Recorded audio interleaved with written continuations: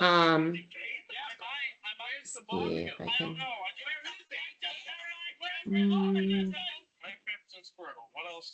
If you can mute yourselves, and I'm gonna mute. Naisha is going to be recording for us.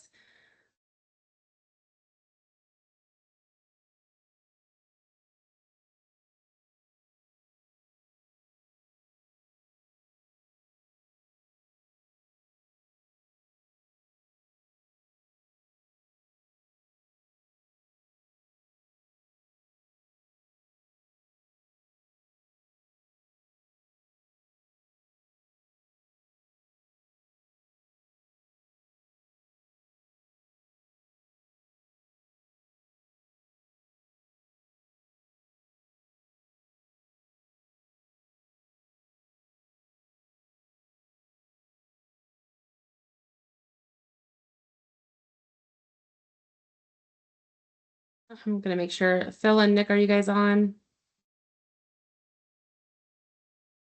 I am here. I see Phil. Oh, there's Nick. Okay. Don't see Phil yet. Maybe just give him another 30 seconds or so. Yep. And I just need to make sure that I see Dan.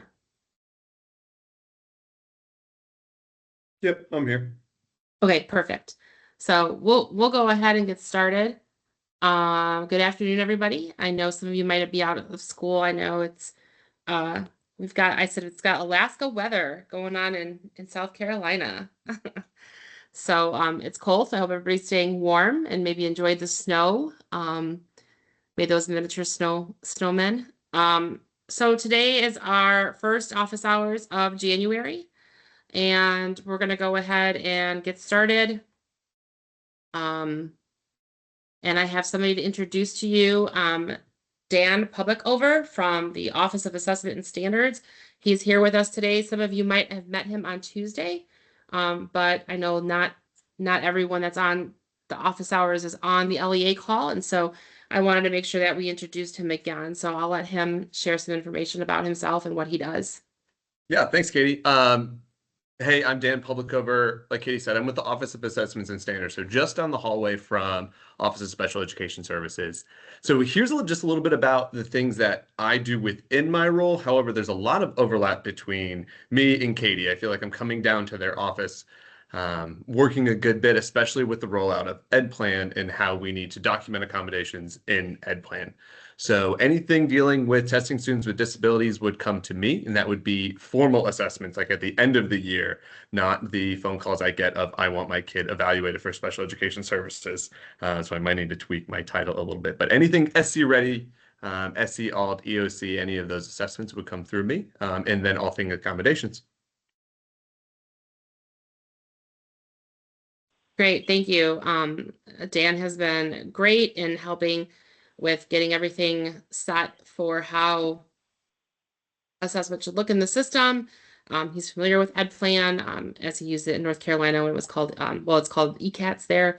And so I just thought it would be beneficial to you all as I started getting questions for assessment that really related to EdPlan, but if you didn't know where to go, I think some people have said, oh, I'm just going to ask Katie. Maybe she'll figure it out for me. So I wanted to make sure everyone knew who Dan was and that you had that resource available to you.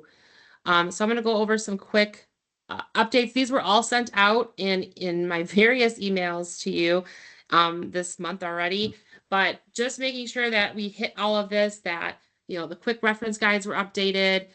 The user type guide has been updated based on the changes that were made. It's available in the Train the Trainer toolkit, but it's also available in the quick reference guide in the production site. Then that great standards reports list that kind of gives you where you need to go for what reports that you want to run in that standard reports. Then there's also, just as a reminder, if you've printed anything from Zendesk that it might be out of date, because those articles and videos have been updated based on, configuration change that were released in December. And also there's been additions to those articles and videos based on, user feedback of, well, I really like, a video or an article for this item. The link has changed for where you're submitting any kind of configuration change or development change that you'd like to see in the system.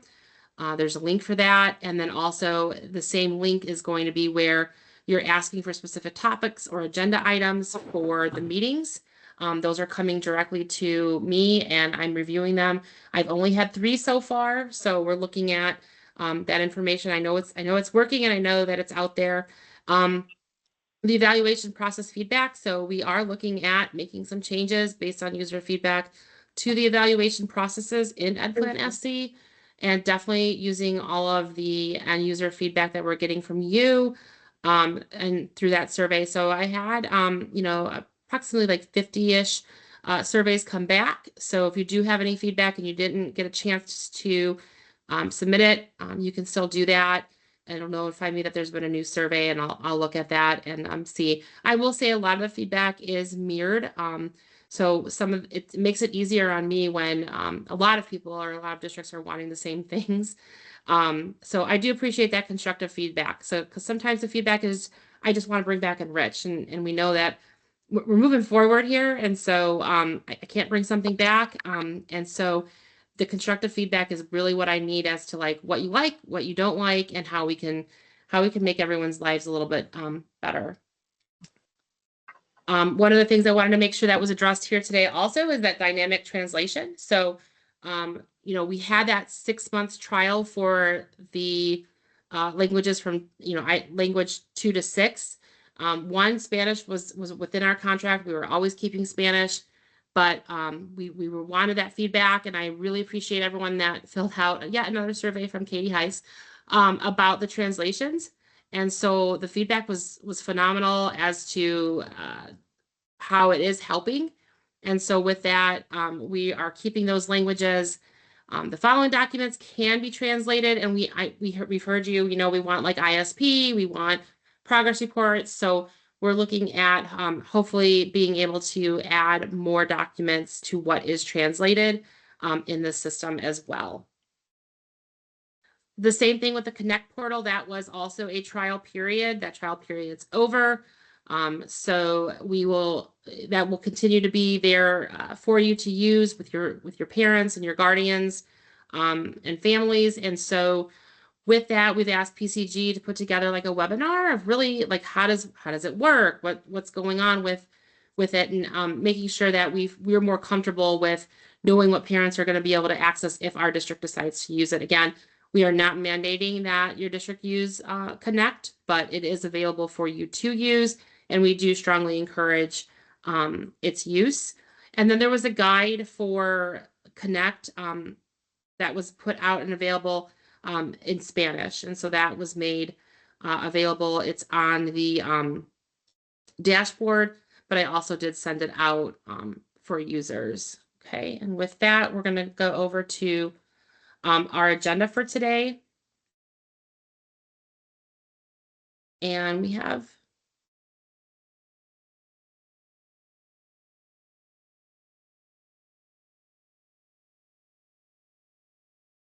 the first item that we're going to talk to you about. Well, I guess we already talked about that standard reports list. Nick, was there anything that we were really going to address with that other than that it's available for them? I think Anne was maybe going to pull up and show it. Anne, is that right? We were going to just kind of show what the report was, or what the list of report permissions was. I can absolutely do that if you all would like to see it. Yep, let's just cover that really quickly. Grab the screen.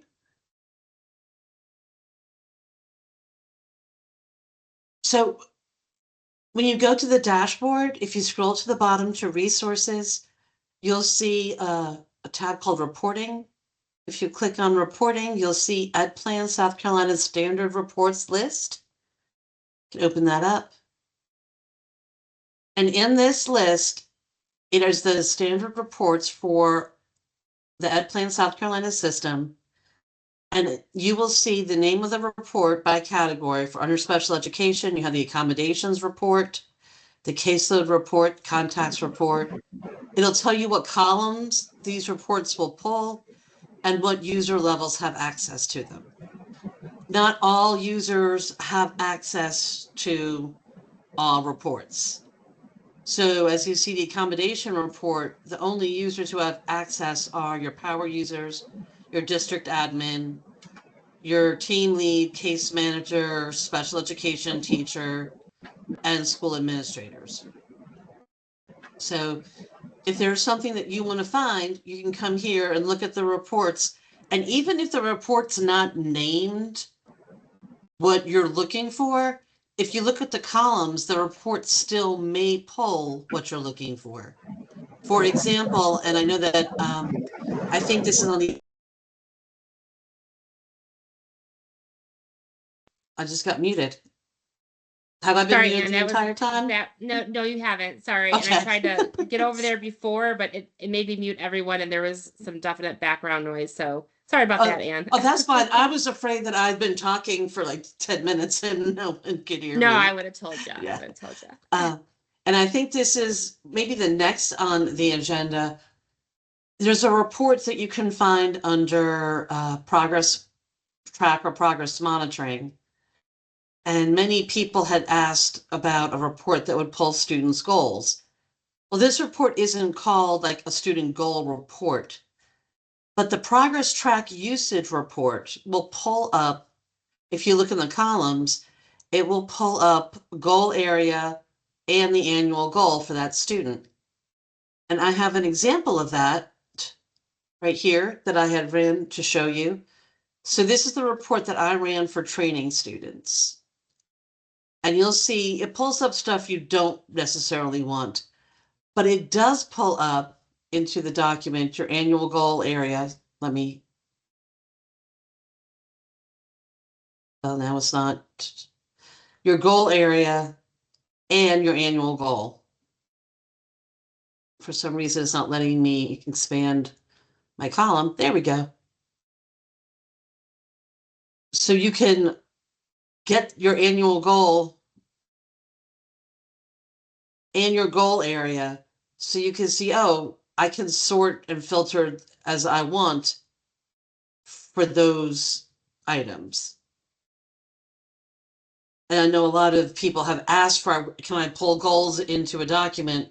You can do it here in that progress track report. And I And think once again, another. Oh, I'm sorry? Ann. No, Go you ahead. can finish. Okay. Can you pull up that report again one more time? The report will output a lot of fields that are specific to progress track.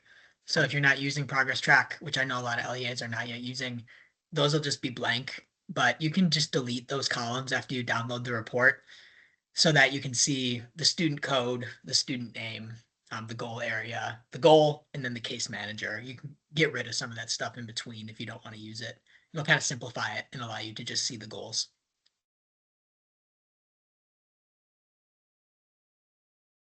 So when you look at the reports, look at what's in the columns, because you might find a report that will pull the information you want and just delete the stuff that you don't.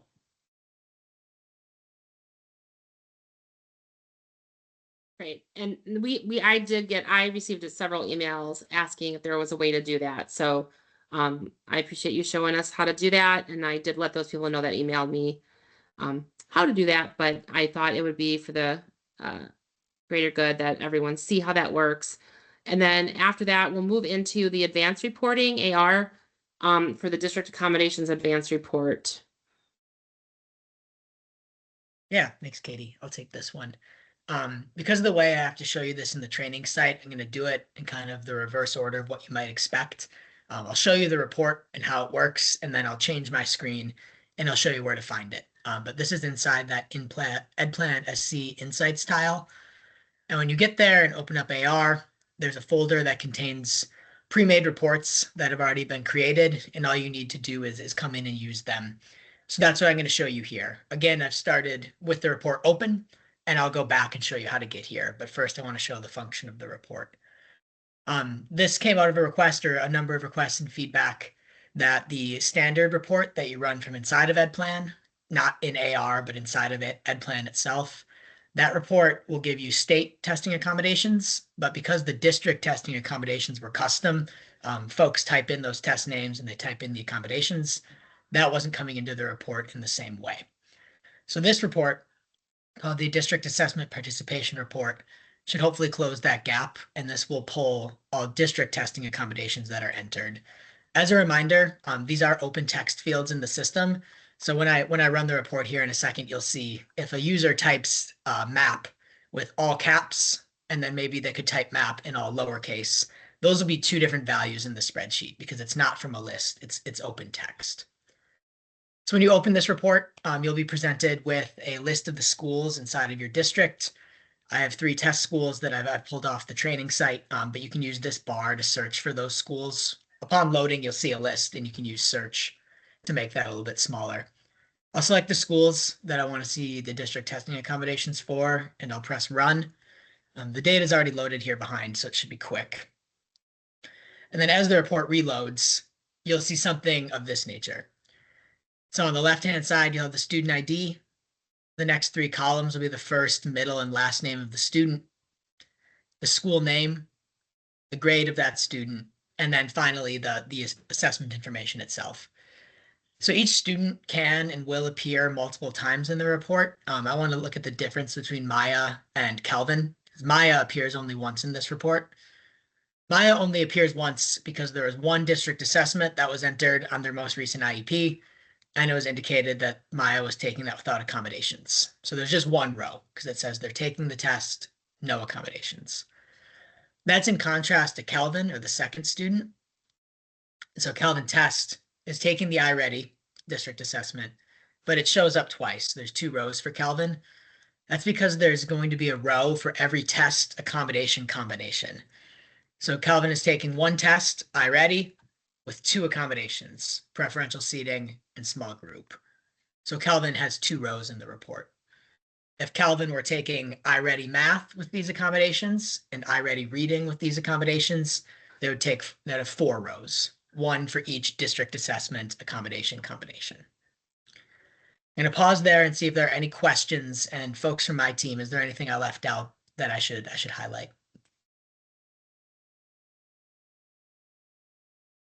Nick, I think and maybe this goes beyond the scope of what we want to cover, and maybe while people have questions, and just noticing that we haven't had any questions. So in the Q&A and chat, that's still open and available, I think. So ask those there. It is. But once you've opened this report, let's say that you're like, wow, this is great. I love having the district assessments here, but I also wish I had the state assessments in the same report, right? You would have, you can't edit this report, but you can save it as something different. So if Nick comes up here and clicks save as, now I can save it as my own custom version of this report. And now I can add columns or delete columns or adjust this report using advanced reporting. So we're going to be doing more training. I think at the end of this, Katie has some information about the training we're doing in March for advanced reporting, but we're going to be talking and showing folks how to do that. So I just wanted to point that out there, is that this report is there available for you guys to use. You don't have to use it in this form. You could save it save it to your folder. You could add columns, adjust the query to make it work for you to have the things that you want in it. And we did get our first question. So if you see that, if there's multiple types of tests like iReady Math and Reading, they need to list this as such in the IEP. Yeah, from a system perspective, there's no preference. The system will accept whatever you type. I think, Anna, you're asking like if they're taking multiple strands of the same test, like map, reading, math, or science, do you need to list those independently on the IEP document? From a system perspective, it is not relevant, but Katie, I don't know if you or Daniel or someone wants to speak to how that should be listed in the document. Well, and I think if they're listing them separately from what I read, and there's a document that I'll be sharing after this, we wanted to kind of go over it before we shared out the document. It talks about how if you have them listed as one line, they're going to come on one line here. And then if you want them to be separated, then you would need to separate them out when you're adding them in the system. And Anna, my point that I think might have spurred your question is if this were your student population at a school and you were trying to understand all the accommodations needed for iReady, because the person who wrote Calvin's IEP typed I-ready, but the person who wrote Aiden's typed iReady, no dash, you'd have to account for that when you filter. because it looks different to the report because it's differently typed. Whereas the state accommodations, they're named in the system, so you can't control that name. And Nick, maybe I'll just take the screen share real quick, just to orient people what we're talking about. So I'm talking about in the IEP process on the state and district-wide assessments page. This list is the fixed list, and that comes in the standard report. And this is probably Daniel's kind of area, right? These are the statewide assessments. You can't change the names. You can choose whether they're participating with or without accommodations. And then if you add accommodations, it's a fixed list. So there's no latitude here. In contrast, this district assessment section, you can manually add, I got to finish this one. You can manually add any type of accommodation to this, and I can do the test. So I could do iReady. Now, I think it's a district decision on like if you wanted to say, okay, in our district, we're just going to go iReady, and that counts for math and reading, and it's the same accommodations. They're going to get small group or whatever it is, or is the guidance that you're going to give your people, okay, I need to type in iReady, and this is for math, and then I also need to type in,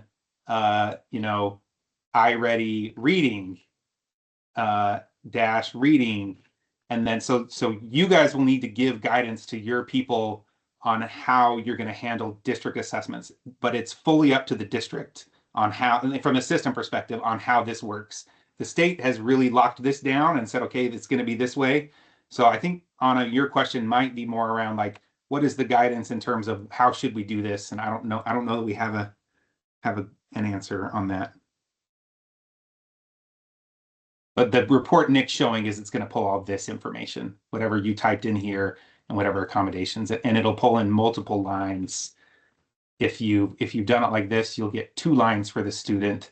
Or if I keep adding them, it's just going to keep adding lines to that report that Nick was showing. Right. And then if you add them all on one line though, right, Phil, that's where it's going to group them all together. So I could go small group, comma, preferential seating, comma, I could add them all on one line and it'll just show up on one line on the report.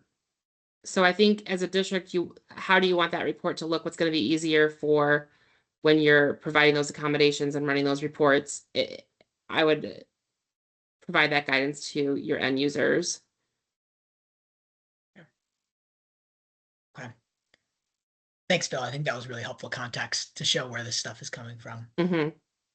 I'm gonna grab I the could screen see it back. in my head, but I don't know if everybody else could. Yeah, totally.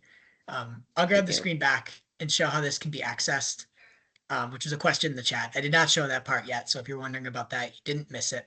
I'll go through the clicks now of how to find this report.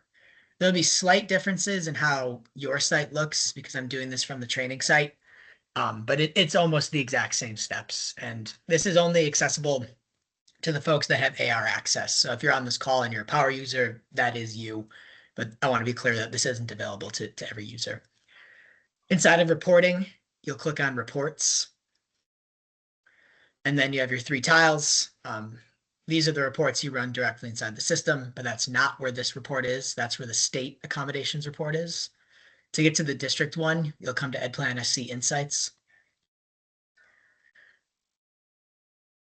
The AR system will launch and give you a message.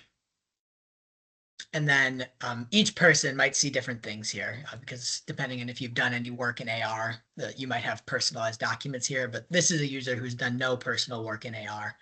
So they load to 2 folders. One is called SCDE State Reports. One is called Training Documentation. You'll click on the top one. And then this second folder will be a set of reports, and this will be your district site name. So it'll be whatever your site name is that shows up in your URL bar, that will show up here. And this would be a folder of reports you could build specifically that are just for your district. But this other folder, SCDE State Shared Reports, contains the reports that have been produced and pushed out to all district sites. This is the 4th report, and this is the District Assessment Participation Report. When you click that, you'll see the screen of where I started off, where it asks you for the schools.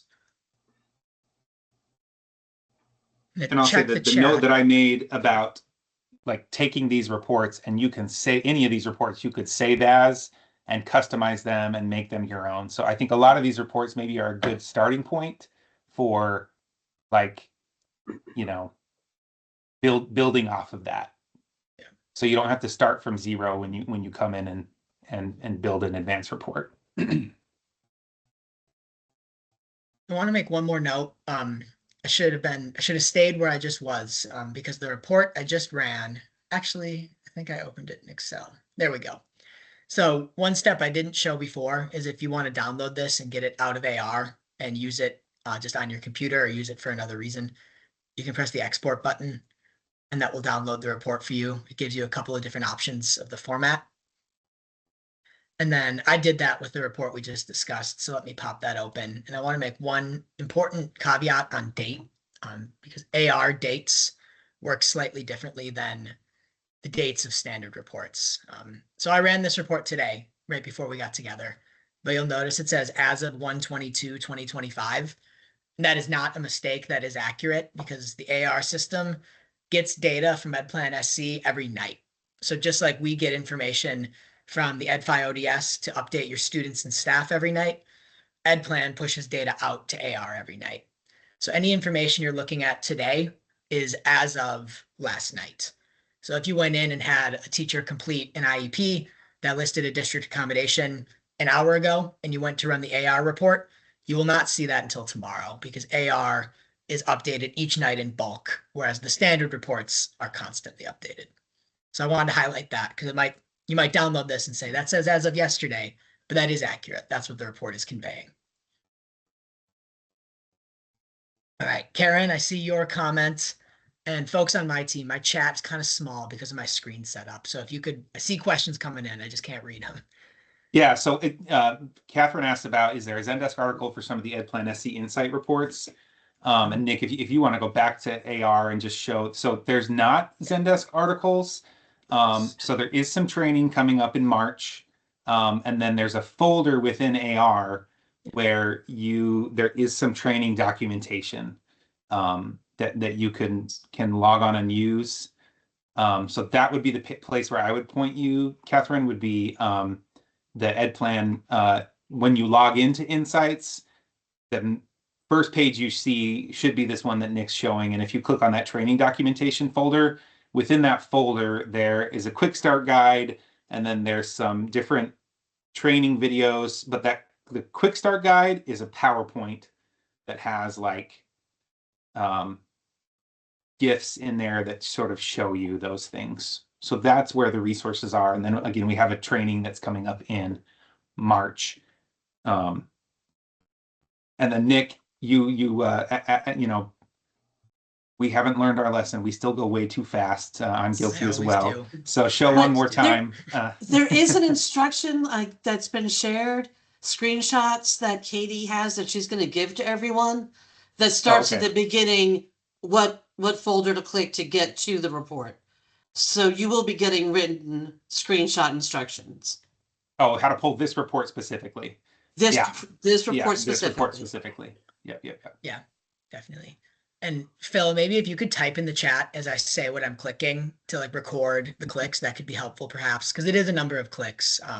So you'll be on your homepage and you'll go to reporting.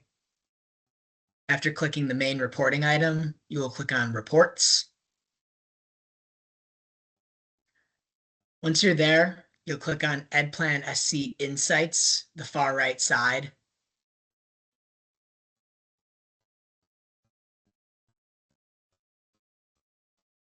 You'll get a warning about data protection. Close that. Your next click will be SCDE State Reports. I'm trying to watch Phil's eyes so I don't outpace him. I think I'm keeping good pace. And then I'll click the top one, SCDE State Shared Reports. And again, this will be your district name, your site name. So don't click your site name, click the other one, and then you'll see it.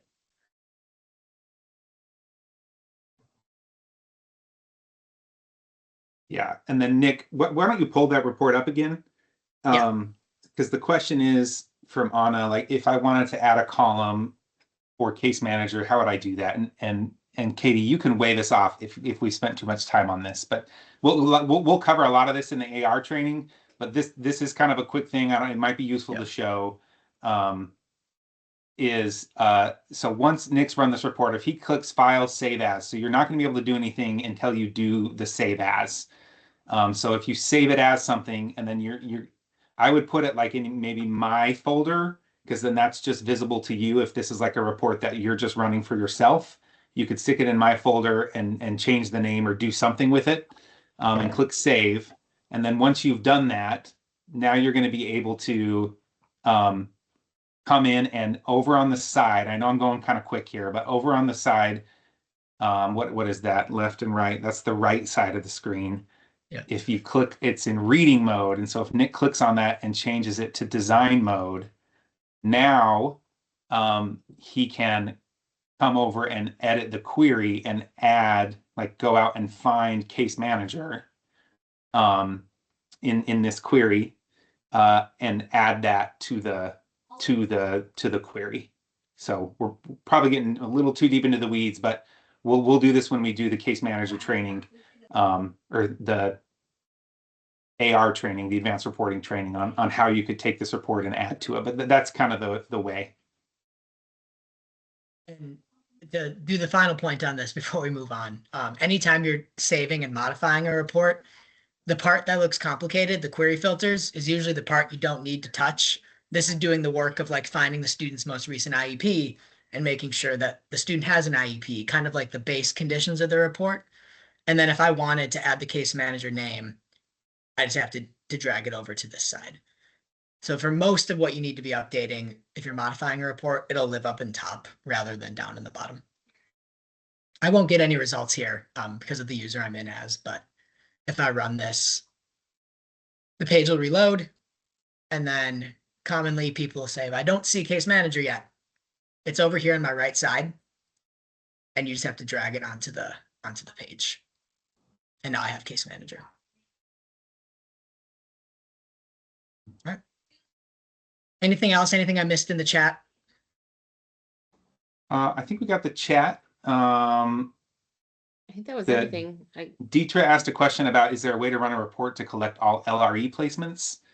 I mean, the short answer is yes. Like you could create that report pretty easily. I imagine you're asking, is there already a report that exists that has that has the LRE placements? Nick, I think the table 1 and 3 report would probably be the best place to go to get, there's a standard report for that you could run and get the LRE placements, but you could also build one of those in EdPlan Insights. Yeah. The table 1 and 3 would have that in addition to a lot more information, but it would contain the LRE. All right, so up next on our agenda is progress reports. And I think Nick, you're gonna share Yeah. that with us, right? Yeah, definitely. So we're continuing to see, and we know we're getting to the second or through the second round if you're on quarterly progress reports. We've been through a number of rounds of progress reports, and we still see difficulties coming through Zendesk, especially related to folks generating the document and then they receive back a PDF that has no goal information on it. I'm guessing some of you are nodding as I'm saying this because people have brought that up to you. It's the most common thing we see in Zendesk. And it always relates to the interaction between the student's begin date, end date of the IEP, with the begin date and end date of the progress reporting period. That's what's causing the complexity and is causing challenges. We're exploring an option and we'll be pushing out guidance later, I think next week, regarding the potential to remove the begin date from your reporting periods. We're exploring this as an option to give greater flexibility so that you wouldn't run into as many problems where staff generate a report and it just comes back with no information. And then you have to submit a ticket and it's troubleshot through Zendesk. The other side of this is if that begin date is removed, that means that folks would be able to generate the reports at any point in the school year because it no longer has the begin and end date fence around it, so to speak. That's a brief explanation. Phil, I'd invite you to add any more context and just know that we're looking at an option for flexibility because we still saw through the second round of progress reports, there are difficulties in having people generate these reports blank. Phil, anything you'd add? No, I mean, I think think we're trying to make it so that the dates aren't as locked down. I think we've deduced that that's kind of the issue.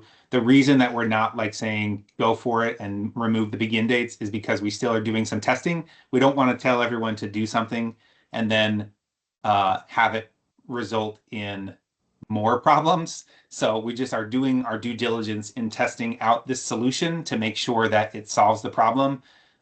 Like our initial testing shows that this is going to be a great solution. If you remove the begin date from the reporting period, it doesn't appear that there are any ill effects in the system, and it will account for the IEPs where the dates don't quite match up with the reporting periods. And so I think this is going to be a good solution. We wanted to kind of put it on here and talk about it. We'll give some more guidance around this, once we finish Solution, testing. And Phil, to say that I'll be pushing that out, and the reason we wanted to share it now is because we don't have another office hours until later next month, and so kind of highlighting that this is coming so that when you get the email from me, you'll be like, oh yeah, this is what they talked about. And so we'll push that out as soon as that's been tested. Like Phil said, we don't want to push something out and it causes a different problem. Solves one problem but creates another. Yeah. And so our next item on today's agenda is for ISPs and making sure we're checking that private school area. And so I think Nick or Phil, if one of you are going to share your screen, we wanted to give a reminder as to where you're supposed to be clicking this. I had a couple emails come through that it was saying I'm having this error message that it's looking for an IEP, but the student has an ISP, and the issue was just checking this button. Yep. Thanks, Katie. So I'm on a student. So I'm going to go to their snapshot, and I can see that this student, Abe Elementary, has an IEP because my snapshot shows me it says last IEP and next IEP. The system will allow me to come to the ISP process, and I could enter in all kinds of information about an ISP. In fact, I have. But this is, unless I set the flag on the student profile page, it's not gonna, everything's not gonna work how it should. So I think that's the reminder, is that if you have a student that has an ISP on the personal info page, so if I come to personal info, I need to make sure that I have changed their setting to be private. So that's the main thing, is that once I set this setting to be private, and even though they may not be in private school, but that's sort of the ISP flag, is that they need to be set to private. And then I click save. Now that will change so that if I come to my snapshot, it's now pulling in ISP information, because this student now has that flag set to private. So it just, throughout the rest of the system now, things will kind of be set up to where it'll be pulling in now and looking for that ISP instead of an IEP. So I can still go to the IEP process. I can put info in there. I can still go to the ISP process. It just points the system to point to the right thing. And it updates other things like on edit key dates. Now, if I come to edit key dates, it's going to have the ISP language here instead of IEP. So if you're running into issues with an ISP student and you're troubleshooting that as a power user, the first thing I would do is go to the personal info page, and I would come and make sure I have set this to private. I think the default is blank, and blank is the same as public. So blank or public is going to treat it like an IEP. Only if it's set to private is it going to change. And correct me if I'm wrong, Nick, but I think I don't think we received this from PowerSchool, right? Like people have to manually come in here and set this. Yeah, we do not receive that from PowerSchool. Okay, so that was just a reminder. And then we want to kind of do a little bit of a walkthrough some of the widgets, kind of a breakdown. We just wanted to make sure that you're all aware of kind of some of this information that's included in the widgets. Oh, let's tackle Andrew Preston's question real quick. Nick, I don't know if you're seeing that. We had an error on our tables 1 and 3 where the LRE was listed as ISP:5. I think, Nick, you might know the answer to that. Yeah, Yeah. So you might have seen two values like this. One would be ISP:5, and the other would be ISP:5K. If you saw that on this year's table 1 and 3, that means it was an ISP student that we received from Enrich. But if we remember back to like the beginning of the launch of the system, we received all ISP events as IEP events, but this was their placement value. So if you saw ISP:5 or ISP:5K, that means it's a student we received from Enrich as an ISP placement, and they have not had a plan rewritten yet this year. If they had an ISP generated in Ed Plan, that flag would turn to PPPS. I think it's 3Ps. But if they did not have one written in Ed Plan, if they just migrated from Enrich, you'd see ISP:5 or ISP:5K. I don't know off the top of your head, Andrew, if you remember the student and if what I just said fits that case. But I believe it should. It should be an ISP student who has not had a plan rewritten yet this year. Which means by the time we get to next year, all those values should be cleared out because everyone's had their plan rewritten. And I would Sorry, say, Nick, Katie. that if that's not what he's seeing, then he probably should submit a ticket, because then there's something else. But that should be what is wrong. Yeah. And Phil, are you still the screen share? I think Yeah. it might benefit from a visual here. I'm seeing Andrew's follow-up questions. Mhm. I think it's 3Ps and an S. I'm not remembering off the top of my head what the abbreviation is, but Parental for a student- placed private school. Yeah, I think There they we dropped go. that a C recently. Someone said. I heard that somewhere. okay. Yeah, that makes When- sense. PPPS. Okay, there we go. So 3Ps Yes. and an S. Thank you, Lori. Yeah, triple PS Um, is how I try to Yeah. remember it. And if for a student to show up in the report with that code automatically with the PPPS, two things need to be true. The first is what Phil just showed.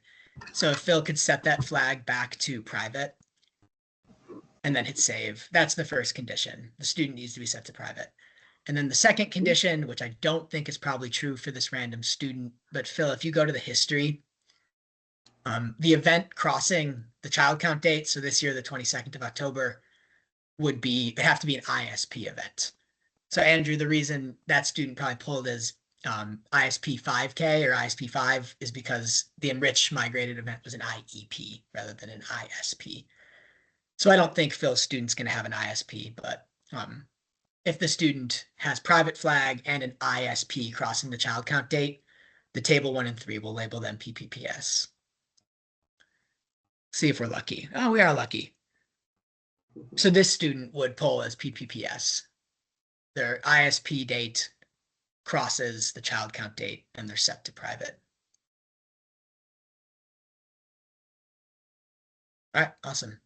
And well, I think one thing I'll point out here is that because I changed the flag to ISP, this became the currently valid. If I were to go switch it to public, this IEP, right, would become the currently valid.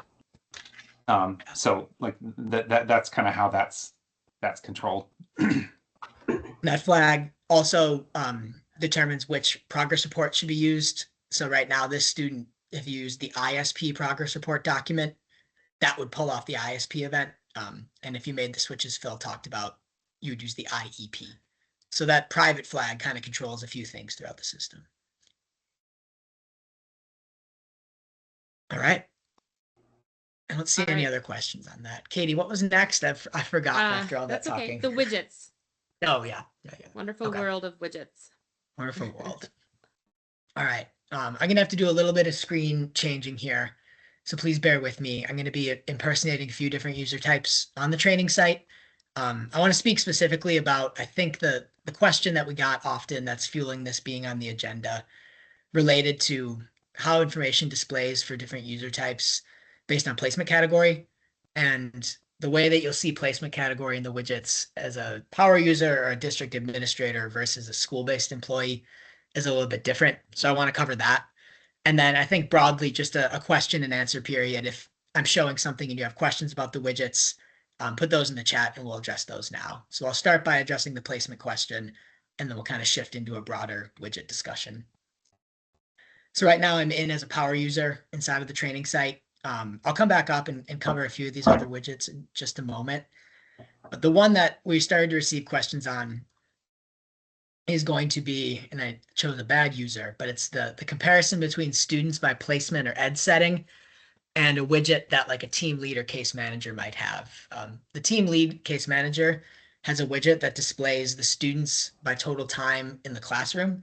So they'll have a 3-bar graph, which I'll show in just a minute, that says 0 to 40% in the general education classroom, 40 to 79, or 80 plus. If you're a power user and you have students on your caseload, this widget will populate with all placement types. So you'd see in your graph not only those 3 calculated categories, but also hospital homebound. You would also see students in a juvenile facility, any of the other placement types. That's in comparison to a team leader case manager. The widget they would see on this screen, and I'll go switch my screen to that now, would be only those 3 calculated categories. So the power user has the broader view. The team lead case manager has a slightly different view of placement. I'm going to pull that up now, see if we have any questions specifically about the placement widget before we start talking more broadly. I'm not seeing any in the chat or the Q&A. Okay. Awesome. I'm reloading as a team lead. So you can see already, this page looks different, right? There's different widgets based on different user types. But the question we were getting pretty often was about this widget. So this is showing based on percent of time with special ed or in special ed versus the power user who's seeing all placement categories. That's the difference there. Okay. Seeing And no Nick, questions that's about- and that's just pulling my caseload, students that are on my caseload or that I'm a Caseload. case manager for. Like if That's a- I'm just on their team, That's a I good think it's- question. I don't I have an think it's the immediate answer to team. that. Okay. I think it pulls the whole team, not just case manager. Okay. I think that all those sub widgets like students with overdue dates, my students, if they show up in that my students widget, they are Populating these. they're populated in those different graphs and widgets. Yeah. Definitely. I'll also But take the a moment to admin, I guess I'll say the thing Yeah. that I've noticed is that if I'm a power user or a district admin, my compliance widget shows like the whole district, where the my students widget just shows the ones that I've been added to their teams. So, but for this one where you're logged in as a case manager, it's just pulling in these 14 students because that's who you're the case manager for. a great point. So what Phil is describing is previously as a power user or as a district level user, this is one of the first widgets you see. It's the top middle, and that's going to show across the entire site, or it's going to respect your user type permissions. Now that I'm in as a case manager, I'm only seeing that same information, but for the students on my caseload.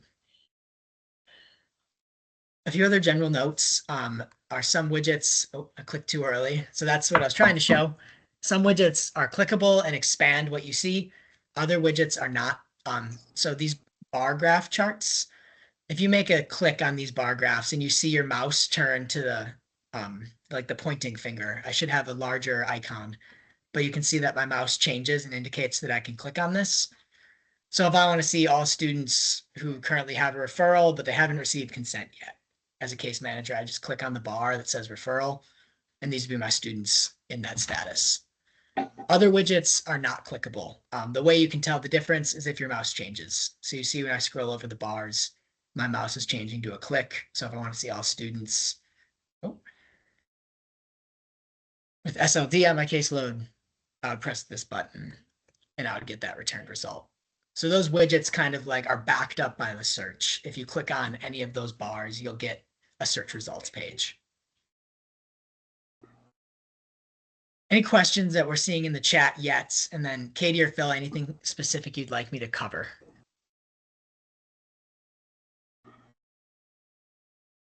Not seeing anything else in the chat, and I think that was good. As we get questions about widgets, just trying to clear up, how that information you have that information right there, and you can easily easily accessible. So wanting you to know and understand what that information is that you have access to. So with that, I think the next item on our agenda is MFA. And so looking at the list for MFA, you can do you used to be able to do, you know, to receive a phone call and then a text message, your email. Everybody has the email one. That was the one that we initially came in, and then Google. And so recently the phone call one was removed as an option. And so just letting you know that if you only had that phone call one and the email, that you're going to want to make sure that you add text messaging so that you still have two options to get into EdPlan SC. I don't know, Phil, there's talk about bringing that phone call back. I don't know if that's happening or not. Yeah, it's still looking at whether that can happen. Okay. Yep. Yeah, I mean, it did really come in handy. I always joke around, but I'm actually serious that when I couldn't find my phone, I could just do my MFA and it would ring somewhere if it wasn't on silent or dead in the refrigerator, because that's where I last had put it. So for those of you that know me, my phone is always missing, always MIA. So yeah, I would hope they bring that back. So then our next one is the auto logout, and I think this is a good one. Hopefully this will make people happy. So I don't know, Nick, are you covering that one? Yeah, I can kick it off. All And right. Phil, as I pull my screen up, I got to get the slide ready to share. I don't know if you want to lay the context for like the feedback we were receiving, and then I can kind of talk about the approach. Yeah, we I think, took to you know, address that. we've gotten feedback around, you know, during regional training, we heard this from you guys, like, hey, I enter information and it disappears. So we've done lots of testing and probing to figure out why is this happening. And so one of the hypotheses was that folks were getting logged out of the system and entering information, and they didn't know they were logged out. And so this is what we're attempting to fix here. So previously, before, you know, yesterday, today, if you were idle in the system for, you know, 60 minutes, you would get a pop-up that would say, hey, you're going to be logged out in 10 minutes, but it wouldn't actually log you out. So you could then potentially pull up a student and be typing in them, and then when you go to click create draft or save, then you would be taken and know that you were logged out. And so that was a problem. So this is how we're addressing it. So Nick, I'll let you kind of talk through what this means.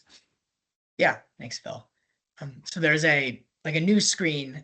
Some people might have experienced this today if you've walked away from your computer. We knew this was best to communicate verbally, so we're doing that now. And then I think Phil and Katie will talk about after what we might do to spread this message, because people will start to see this. If you leave on lunch break and EdPlan is up for an hour, you will now see this screen instead of like looking like you're still on the home page. You'll be returned to a place where you're asked to reauthorize. So you'll see that the tab preview will say reauthenticate. And this should be a clear visual indicator to people. You are logged out and you need to enter your password to continue accessing the site and entering information. Like Phil described, the biggest suspicion was that people would step away for an hour. On the 61st minute, they would come back to their computer and think they're still logged in, write in the eval summary box and press save.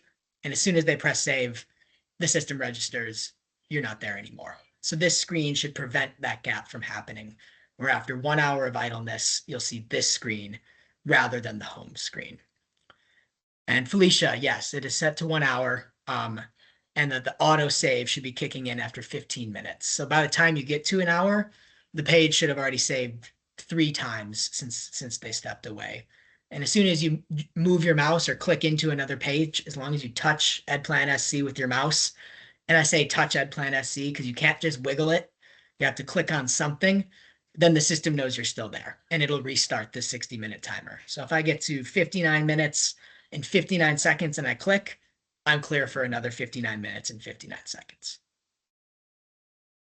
And Nick, I think can you talk a little more about autosave and exactly how it functions?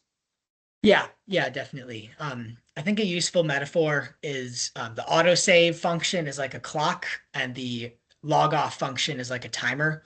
The autosave function is going every 15 minutes, no matter your interactivity with the system. Every 15 minutes, that page should catch, it will reload, and it will save the information that was there. No matter if you moved your mouse or didn't move your mouse, that's going to happen on the 15-minute mark. That's Will in you clarify, contrast. Nick, that like Yeah. which pages? Oh, thank you, Phil. I see. Yeah, yeah. So what Phil's talking about is where will the autosave occur and where will it not occur? Um, the main pages are where it will occur. So if you're in any of the process pages, like special considerations of the IEP, evaluation planning of initial, or eligibility determination of reeval, the FBA or the BIP, any of those core pages, autosave will be acting every 15 minutes. It will not be acting in two important places. One of those is the modals or the pop-ups. So if you press add assessment and that screen pops out towards you, Phil, this might be helpful for you to Yeah. I'll pull up visualize the as I student. say it. Mhm. So I'm going to pause as Phil pulls this up. Again, we're describing the two main places where autosave will not be acting. Are you So I'm seeing going the to screen? Phil.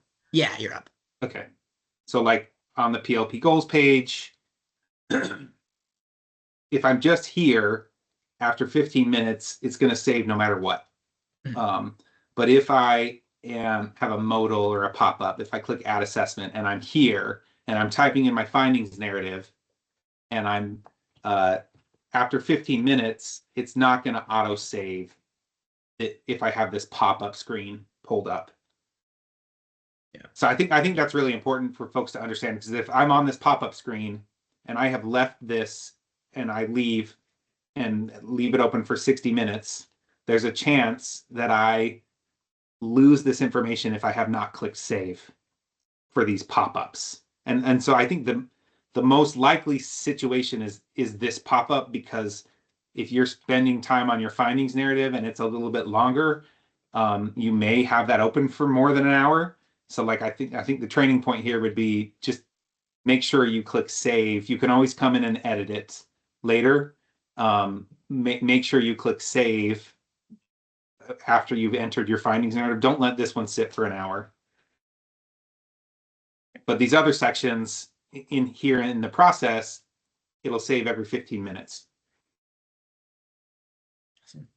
And then the other important place, Phil, if you take us to the document creation page of any document, inside of here, you can think of it the same way. These are not like the interface pages that have the buttons and the arrows. These are like a different sort of page. And these sorts of pages, the document creations, do not have that autosave functionality either. So I think, Phil, I'll let you take the example that we talked about today of an MDR. You're probably typing a lot here, so it's important. Yeah, to be so I think the cognizant MDR of- is probably the most likely. Like the other ones, private notice, notice of meeting, probably not that big of a deal that they don't auto save, but the document creation page for like the MDR, there's quite a bit of information here. So just being cognizant that on these document creation pages, I have to physically click save in order for this page to be saved. So just kind of as a reminder that auto save is not on these document creation pages is not going to save you. So make sure you're clicking save. The other one that seems like a process but really is a document creation page is this comparable services.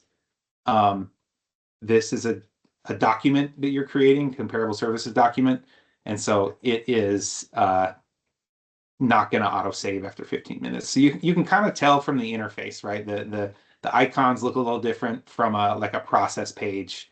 That is, the process page will auto save, but the document creation page will not. I think seeing Lindy's question in the chat, asking about will it know my password, like the main login screen does, and then interpreting that as like having your browser save your password and then using autofill. Autofill password should work from the reauthorize screen. So if you have it saved for the main page, Lindy, it should operate the same in the reauth screen. Sorry, forgot the name. The main case this should help prevent is exactly what Karen described, whether or not the teacher she's describing is one of those people. We all can be at different points where if you step away from the computer and come back, it's now very, very clear to the user you need to reauthorize yourself before entering information. That should help address some of those concerns. Are there any questions on one that? thing that we're going to do is that we are going to Oh, yeah. post an announcement in the announcement widget just for all users so that they know that this has happened. So we'll be just doing a brief announcement about it. So if you get questions about it, we wanted to, before we posted that announcement, we wanted to make sure that power users kind of knew what was going on. All right, so our next one is Paperclip. We just want to talk a little bit about Paperclip, where you can go to see things. We're getting some districts that are coming close to their allotment of Paperclip. So remember, after September 30th, we no longer had that semi-unlimited Paperclip where you could upload your working documents from Enrich, that current IEP, those things. It became that allotment for the year. It does renew in July. So it is based off of child count. But if we could take them, Phil, to show them where they can find, where they can run that report, where they can find those materials. Yeah. So one thing that I want to clarify, because I think there's some misinformation. So like Katie said, this resets yearly. It doesn't reset monthly, resets yearly. And so if so as a power user, you have the ability to kind of monitor this. So the first place I'm going to show you, if you're curious kind of where your district is at, if you click on admin and then admin actions and then system info. So to do that one more time, admin actions, and then system info. On the system info page, you're going to see this is kind of your allotment. So in the training site, we have 900 megabytes, and the allotment is in bytes. So sometimes you have to do some math. So you can see kind of how much you were allotted, and then how much you have used, and it's going to give you a percent. So in the training site, we've used 6.9% of our quota. And so you will, you could go in and see how close are you to your quota that you have, and how many bytes have you uploaded this year. So that's kind of the main place where you can check this. The other thing I'll say about this is that it's one kind of bucket of data. So some of you use PCG and EdPlan for other things like 504 or MTSS or behavioral threat assessment, but the bucket is it's one bucket of data that you have, and it all gets placed here. And so if you have questions about that, you could submit a Zendesk ticket to understand how much did SCDE give you, how much maybe did you get as a result of purchasing something from PCG, and then how much do you have left. So that's where you can find that information of just what is your total bucket value and how much of that bucket have you used. All right, so then let me talk about kind of some of the reports or information that you can pull around this. So under reporting, so I'm going to click on reporting and then reports. We do have two standard reports related to Paperclip. So I'm going to click on EdPlan SC every day. And then under general admin, so if I click on general admin, I have a Paperclip details report and a Paperclip usage report. The Paperclip usage report I don't find as useful. It provides a list of month by month how much Paperclip storage you have used. And that's really all it tells you. So it just gives you each month and then how much you used. The Paperclip details report is much more useful because it shows you every document that's been uploaded and who uploaded it and how big was it. So if I were a power user and I was trying to keep my eye on Paperclip, this is what I would do. I would come in here and run this report and click generate report. I've already generated one, this one. So this is kind of what it looks like. It gives you the user's name. This is the training site, the student code, the type of document, and then the way they named that document, and then the file size. I came in here and added a column. So this is what I would do if I were the power user, because this column doesn't exist. So it gives me this file size, you can see, and I've just come in here and sorted it by largest to smallest. So I can see that, Lee 103 uploaded a PowerPoint document and it is big. It looks big. So what I do, and this is like the Excel formula to convert bytes to megabytes. And I could throw this in the chat, but basically you take the file size and you divide it by 1024 to the power of 2. So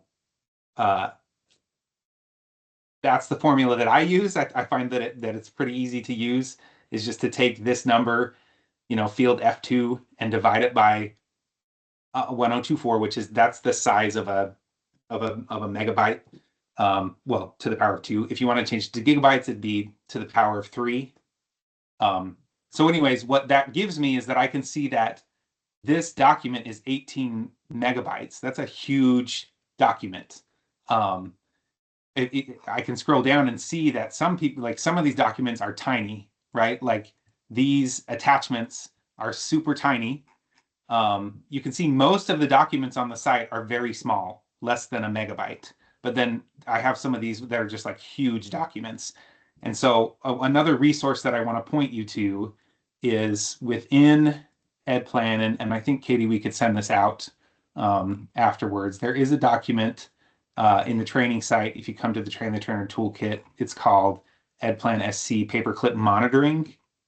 But this is what's in that document, and it talks about what paperclip is. It talks about how did we calculate your annual allocation. So like, how did we get to that number? And so, and kind of how we do it. So we do 2.5 megabytes per child is how we calculated that. So if you think about your child count times 2.5, that's how much SCDE kind of allotted to your district. Now this year's a little bit different because we gave you a bunch of free storage between July and September, but then that's how you got that number. So putting that into context, 2.5 megabytes per child, when you look at this report and realize that someone uploaded an 18 megabyte document, that's a big document. So the other thing, this shows you kind of how to check what I just showed you. It shows you how to go and find that allotment. And then the other piece is, I think I saw this in the chat. How do you get those megabytes back? You can delete that document and you'll get those megabytes back. So they can't delete it. I think a power user has to go in and delete that, but you would delete that document and then you would get that space back. And then we always get this question too about transfers. If a student transfers, like you upload a huge document and then they transfer to your district, you're not, that doesn't count against your allotment if the previous district uploaded that. And Phil, and do we then want to just- say it's never truly deleted? You're inactivating it and it goes into those inactive files. Yes. So it's not, even though it's deleted, it's not deleted. Like, Yeah. Yep, and that amount will go down. So then the other piece too is we just have some tips. So like I think what often happens, so like in this example, I think the problem is that they uploaded a PowerPoint, right? Like that's a big document. Don't upload a PowerPoint. Save it as a PDF and then upload it. But then you still can get a large PDF. And so some of the tips there would be a lot of times, depending on what PDF reader you're using, you can save it as a reduced size PDF. So try and do that, or you can optimize the PDF. There's a free tool called Small PDF that will take a large PDF and kind of compress it. So I would, I would just give some basic guidance to your users around what are we uploading and how are we uploading it. I know that in some cases, like I know when I worked in a district, the copy machine, you could go and scan documents and it would give you PDFs, and you could do like a really high quality PDF, or you could choose it to do an archival PDF, and the size difference was very different. So just having people maybe pay attention to when they're uploading, make sure you're not you're using like that PDF/A format. So a couple questions here. do attachments count towards a paperclip? Example attachment to an evaluation. So Yes. yes, any uploaded things that are outside of the system, and that's what we wanted to clarify too, that anything that you've created in the system does not count towards that paperclip. So if one example of what we don't want what you don't want happening is somebody prints out the IEP and then the signature page and then uploads the IEP with the signature page. You would just want to upload the signature page. You wouldn't need to upload the IEP. It's already in the system. Yeah. And I'll say that it'll count against your paperclip if you use upload external documents or upload external attachments. Either one is going to count towards your paperclip to uploading it, but just creating it in the system does not count against paperclip. And if you have a different way to store, your IEP documents that, if you're uploading and or want to not house an external document, that came from like a outside eval, like you can store that wherever you needed to store it, that whoever needs to access it can. So I think that was that question there about verifying if you have your own storage.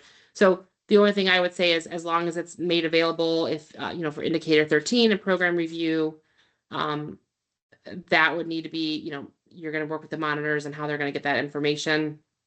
And you have it stored for document retention. Yeah, and for Lisa's question, it shouldn't make a difference in the doc size. Like if you upload the signature pages separately versus together, that probably doesn't make a difference in the document size. What makes the bigger difference is like if you are the settings on when you save that document. So if you're scanning it on your copy machine and it's doing a really high quality photo scan of it, then that's going to affect the size more than whether it's multiple documents or just one document.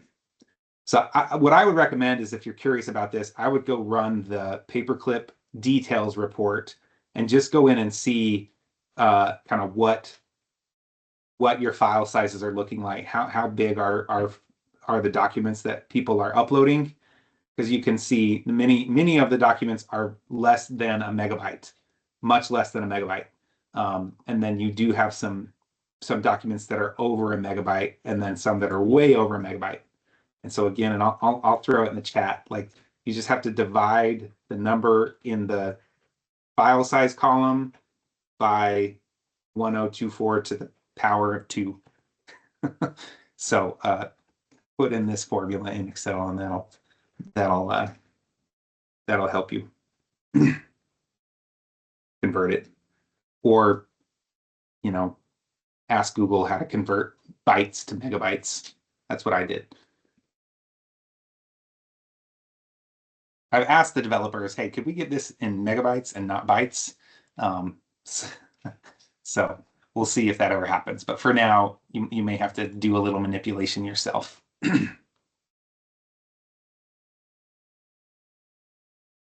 Okay, and before I move into the upcoming trainings, Phil, I think after we met yesterday, the 5K piece, did we want to share that we're looking at that also so that when we push out the information, they're already aware?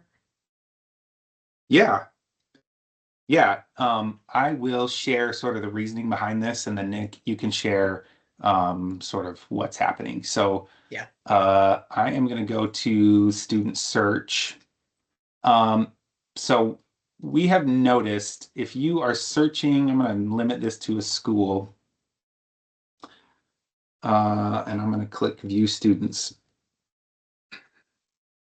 I don't know if it's going to happen.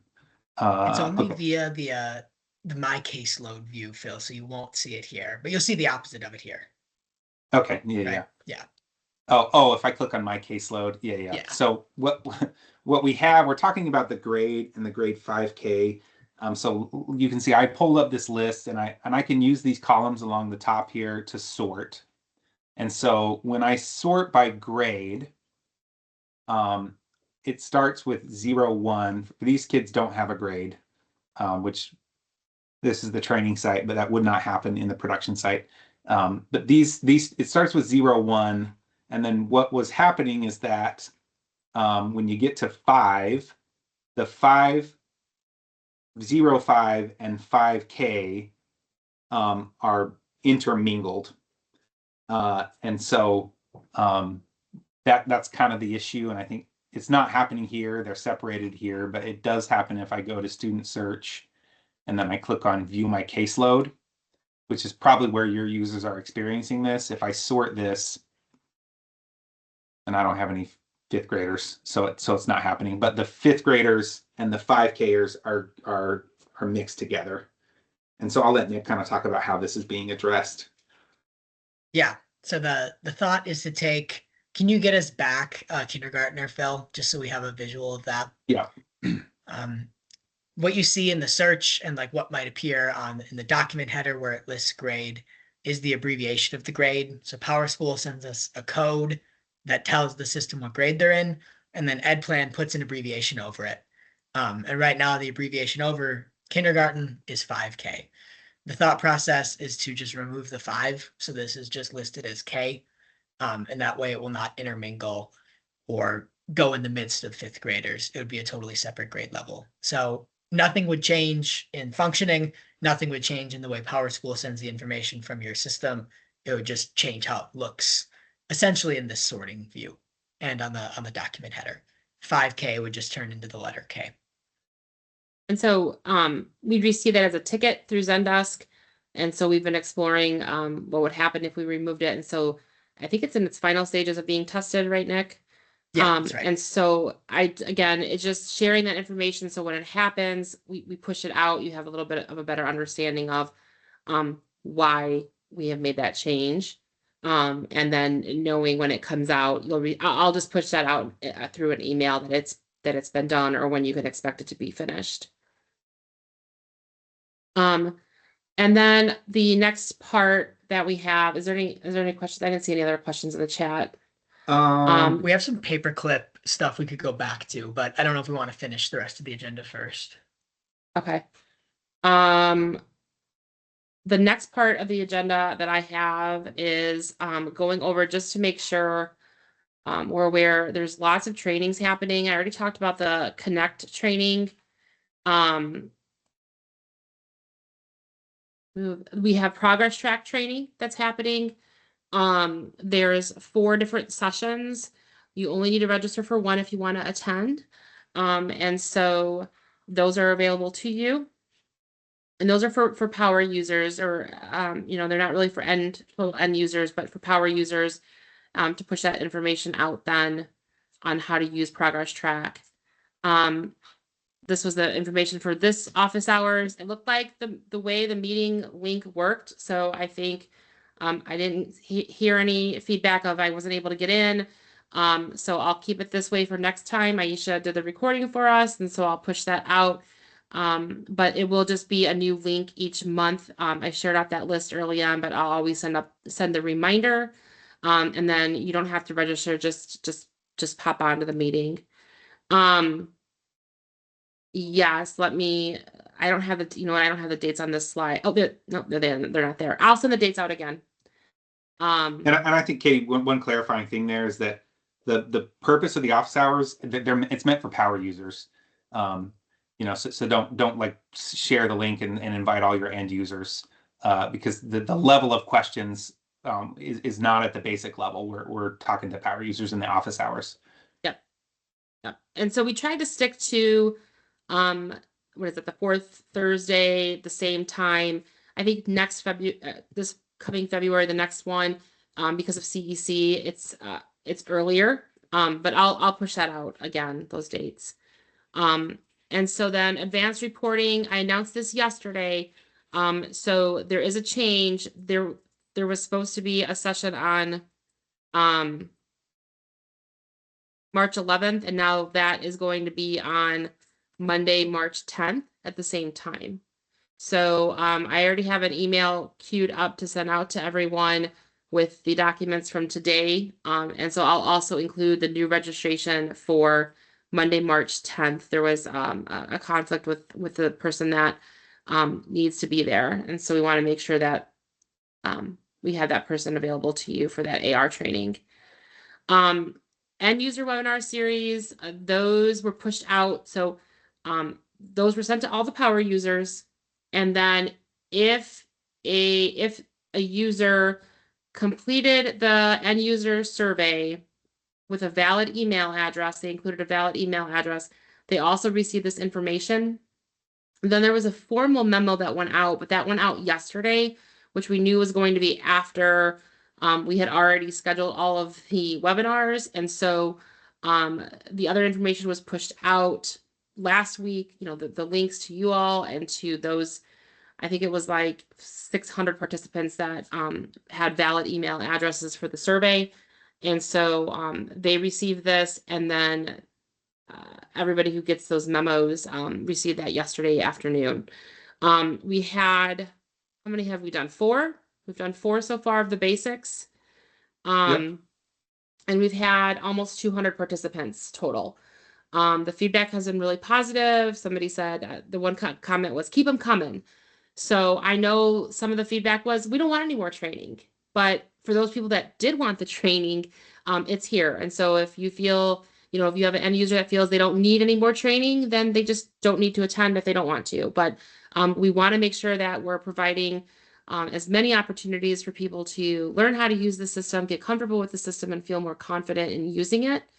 And so we did the EdPlan basics, and then coming up is the different developments. So we'll cover non-transition age and then transition age students for that. And with that, I also want to add that, like, I sent out after our office hours in December, I was asked for more information about SOP, so the summary of performance. And so I sent that out in an email, and the intent is that when we're sending that, it gets pushed out to end users. I've received 3 or 4 emails from end users saying, hey, do you have any more information on how to write an SOP, or I need some more help with writing an SOP. And so we're going to look at maybe putting some of that information, you know, in the announcements on the dashboard, but making sure that we're getting that information pushed out to end users so that they have it. All right. Do we want to address some of these questions in the chat? Not sure where we're at Also now. got one in the Q&A. Oh, Phil, you answered. Okay. Quick. I don't think we Alright. have any pending ones, unless think- there's something relevant, Nick, for that Melissa's for everyone for Melissa's question, but I don't know if there is.